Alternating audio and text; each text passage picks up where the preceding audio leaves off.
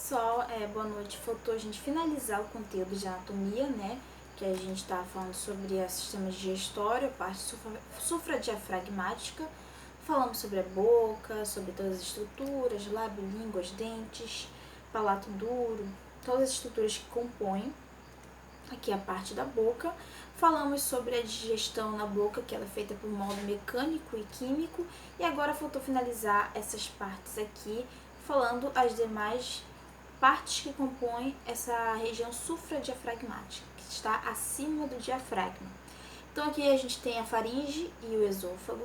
A faringe ela é um canal muscular membranoso que se comunica com o nariz e a boca, ligando-os a laringe ao esôfago, e é composto de músculo estriado esquelético e revestido por túnica membranosa.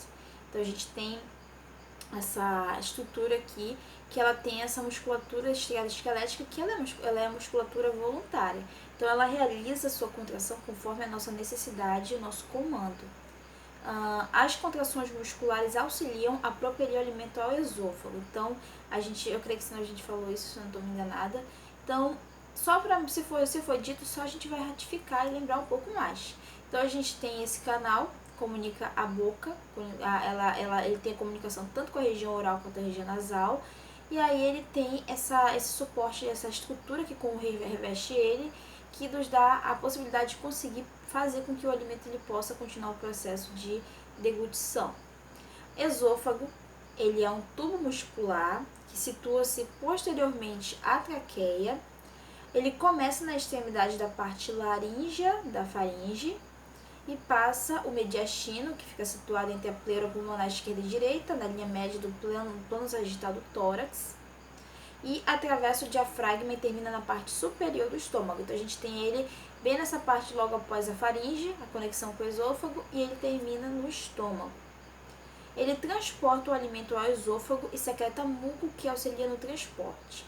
Então a gente já vem essa outra parte, né, que é o esôfago, que dá suporte para que aquele bolo alimentar ele continue o processo, continue o seu caminho até que ele chegue no estômago, para que lá possa ocorrer todos aqueles fatores que a gente falou, até a gente ter a absorção desse alimento, quando ele está na sua estrutura química mais diminuída possível, que é em formato de monossacarídeo, e então a gente consiga ter a nutrição das nossas células. Então, para a gente ter esse processo continuado, a gente tem essas estruturas que dão suporte para que o alimento consiga chegar de maneira adequada, apropriada no estômago, para que ele faça esse trabalho continuar. Então, o esôfago, ele vai ter essa possibilidade aqui de nos dar esse encaminhamento do bolo alimentar, e conforme a nossa idade, às vezes isso pode ter um desgaste da estrutura. Por exemplo, tem patologia, só não estou lembrado do nome, mas que ela faz com que ela pode gerar essa perda do tônus muscular dessa região do esôfago. Então, quando a gente tem toda essa vitalidade, a gente está no auge, digamos assim, das nossas atividades, a gente consegue fazer esse ato, nessa ação normalmente, a questão de engolir. Mas se ocorrer, eu vou pesquisar essa doença ainda para a gente poder entender melhor, mas se ocorrer, por exemplo, essa patologia, que ela pode gerar esse desgaste, essa falta desse tônus, da contração dessa musculatura, ele vai fazer com que esse alimento não tenha essa facilidade para se encaminhar até o estômago. Então gera uma deglutição mais dificultada, às vezes uma sensação de engasgo, de afogamento, porque ele não tem o encaminhamento desse bolo alimentar até o estômago, fazendo com que ele não consiga seguir esse caminho e assim gere todos esses desconfortos. Então também, numa região como essa, a gente pode ter alterações na sua função da musculatura que gera esse tipo de desconforto e essas complicações. Então, vendo essas estruturas que a gente falou anteriormente, a gente vai conseguir ter suporte para entender todo o processo da deglutição, que é o mecanismo que movimenta o alimento da boca ao estômago. Então, quando a gente falar deglutição, a gente vai ter todo esse caminho que o alimento ele vai passar desde o momento que ele é colocado na nossa boca até a sua chegada no estômago, para continuar a ação desse alimento até que ele seja absorvido para o nosso corpo. Ela é auxiliada pela saliva e pelo muco, e envolve a boca, a faringe e o esôfago. Então a gente tem essas três estruturas que trabalham em comum para conseguir, conforme a sua função, né, para conseguir levar esse alimento até o nosso estômago. Quando eu falo de deglutição, eu tenho uma divisão em 3 etapas e cada uma ela tem uma ação diferenciada na questão de como é realizado, seja voluntária até involuntariamente. Então, quando eu tenho esse processo para poder entender ele, eu tenho 3 etapas. A primeira é a etapa voluntária, que o próprio nome já diz, né? Voluntária, aquilo que eu realizo.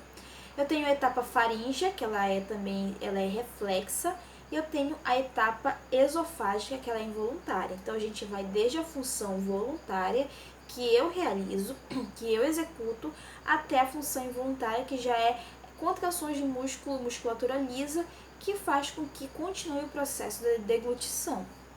Então a etapa voluntária, ela começa quando esse bolo ele é forçado para a parte posterior da cavidade da boca e para a parte oral da faringe, com o movimento da língua para cima e para trás contra os palatos. Então a gente vai mastigando nosso alimento, triturando, diminuindo ele. No momento que ele está adequado, né, que a gente consegue fazer a questão do ato de engolir ele, quando a gente engole, pode ser coisa simples, você pode até tentar. Você percebe que a língua ela vai para trás e para cima. Então ela faz esse movimento meio que angulado para cima para conseguir fazer com que o bolo ele chegue até essa região oral da faringe, para que então ele possa ser engolido e aí continuar o processo. Então a gente tem essa ação que a gente faz voluntariamente porque a gente realiza por ser essas estruturas compostas de musculaturas estriadas esqueléticas, fazendo com que então a gente consiga executar essa atividade. Fazendo isso, né, engolimos aquilo que a gente está se alimentando, a gente passa para a etapa faríngea, que ela é reflexa e a gente vai entender melhor. Durante esse tempo, a respiração ela é temporariamente interrompida. Isso ocorre quando o palato mole, com a úvula palatina, se movem para cima para fechar a comunicação com a parte nasal da faringe e a epiglote fecha a laringe e as pregas vocais se aproximam. Então, o que acontece? No momento que a gente faz esse movimento voluntário de engolir, a gente vai ter o contato desse bolo alimentar com a faringe. E como a gente viu anteriormente, a faringe ela tem comunicação tanto com a região oral, né, da boca, quanto com a região nasal, né, relativa ao nariz. Então, no momento que a gente engole, essa questão dela ser reflexa é justamente por esse movimento do palato mole fechar a comunicação nasal para que não haja a broncoaspiração desse alimento e a pessoa meio que se afogue nesse ato de engolir. Então, com isso, a gente tem esse reflexo para resguardar qualquer incidente de passagem por esse outro caminho do alimento e ter algum desconforto ou complicação para essa pessoa. Então, após o bolo passar através da parte oral da faringe, as vias respiratórias reabrem e a respiração retorna. Então, quando a gente engole, a gente não respira porque, enquanto a ação de um, o outro ele não executa atividade. Então, se a gente está respirando, a parte oral ela está fechada. Se a gente está engolindo, a parte nasal está fechada justamente para não haver complicações e desconfortos numa atividade que pode ser simultânea e gere alguma ação inesperada, ok? Então, reflexo é justamente para a gente não aspirar e a gente não ter desconfortos respiratórios caso esse alimento caia na parte nasal, e aí ele proporciona essa ação não ocorrer quando há esse fechamento do palato mole, e aí o alimento ele passa na faringe oral e se encaminha para o esôfago. E na parte esofágica, a gente tem uma parte que ela é involuntária, que o alimento ele é empurrado através do esôfago pela peristalse, e no segmento do esôfago, acima do bolo, as fibras musculares circulares se contraem. Isso contrai a parede do esôfago que comprime o bolo para baixo. As contrações se movem para baixo no esôfago, empurrando o alimento ao estômago. Então a gente tem toda essa estrutura do esôfago aqui. No momento em que o alimento ele vai passando, ele vai apertando ao redor, vai haver essa contração nessa parte aqui que está entre a região do bolo, entre as extremidades do bolo alimentar. Então, no momento que eu engulo esse alimento, essa parte que está acima dele, a musculatura ela vai se contraindo, ou seja, ela vai se fechando, fazendo com que esse bolo alimentar, ele possa ser empurrado para baixo. Enquanto isso, a parte da musculatura que está inferior abaixo do bolo, ela vai se abrindo, ela vai se relaxando, para que no momento que ele contrai, ele consiga empurrar esse alimento até que ele chegue ao estômago, como vocês podem ver aqui na imagem. Então, as imagens elas estão bem explicadinhas aqui. A segunda, eu achei essa imagem em inglês, mas não achei tão viável aqui, não estava tão bacana para explicar. E eu coloquei essa segunda aqui para ser mais visível, mas as duas têm o mesmo conteúdo, a mesma explicação. Então, aqui na imagem A, como vocês podem ver, a gente está com o bolo alimentando a nossa boca, estamos mastigando, estamos formando essa estrutura, tanto com a saliva, para poder gerar a quebra do polissacarídeo para disacarídeo, né, por meio da amilase salivar. E aí eu vou formando esse bolo, formando essa massa homogênea. Então, essa primeira imagem, ela mostra essa etapa voluntária. Na imagem B, que é essa segunda aqui, mais pequenininha, eu estou mostrando a etapa faríngea, que é essa região reflexa.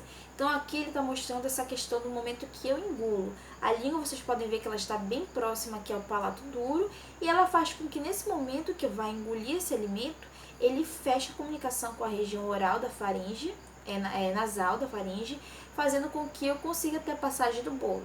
Ele vai passar para o esôfago e assim eu vou continuar o processo de alimentação. E na imagem no canto aqui, que é a imagem C, eu estou falando da parte esofágica, como vocês podem ver aí, o bolo se encaminhando até o estômago. Então, como eu falei, nessa parte superior do bolo aqui, que ele está, essa parte de cima dele, a contração dessa região ocorre para que esse bolo vá descendo de parte em parte. Então, a gente vai apertando, essa contração vai ocorrendo e assim esse bolo ele vai descendo, descendo, descendo, até ele chegar no estômago, para que lá ele continue o processo de degradação desse alimento. Algumas vezes, após o alimento ter penetrado no estômago, o conteúdo gástrico pode refluir à parte inferior do esôfago. O ácido clorídrico do conteúdo pode irritar a parte esofágica, resultando em uma sensação de ardência, né, também como a gente fala de queimação, conhecida como azia ou pirose, a qual é sentida na região próxima ao coração. Então, se a pessoa tem algum fator de alteração desse ácido, né, para ácido clorídrico aqui, no momento que o alimento ele pode vir a ficar no estômago, ele pode gerar essa azia. Isso ocorre às vezes como, por exemplo, a gente se alimenta, acabei de jantar, acabei de almoçar, acabei de me alimentar de alguma coisa e eu já vou deitar. Ou então eu vou deitar, por exemplo, de lado, e esse posicionamento faz com que esse líquido, esse ácido, ele venha a refluir, voltando para essa região do esôfago, gerando esse desconforto. Então, todo esse cuidado aqui para quando a gente se alimenta, sentar um pouco, descansar, venha ser para que isso não ocorra e gere esse desconforto, que é muito incômodo, gera esse desconforto muito intenso na pessoa. Então, isso são fatores que a gente pode ver. Às vezes, quando a pessoa tem uma sensibilidade com um certo alimento também, ela pode ter essa ação de azia, que gera todos esses desconfortos após a alimentação. Então, isso aqui é o básico, né, na questão da anatomia das partes que compõem a região sufradiafragmática do sistema digestório. E na próxima aula a gente vai continuar sobre a parte infradiafragmática, ou seja, sobre as partes que estão abaixo do diafragma, mas também são compostas pelo sistema digestório. Então, essa divisão ela só foi feita para a gente conseguir compreender de uma maneira mais fácil, bem divididinho aqui toda essa divisão e todas as partes que compõem o sistema digestório. Então, o próximo conteúdo, o próximo vídeo falando sobre o sistema digestório na próxima aula. Então, acompanhe e assistam os vídeos anteriores para a gente seguir essa sequência lógica de ensino, ok? Até mais!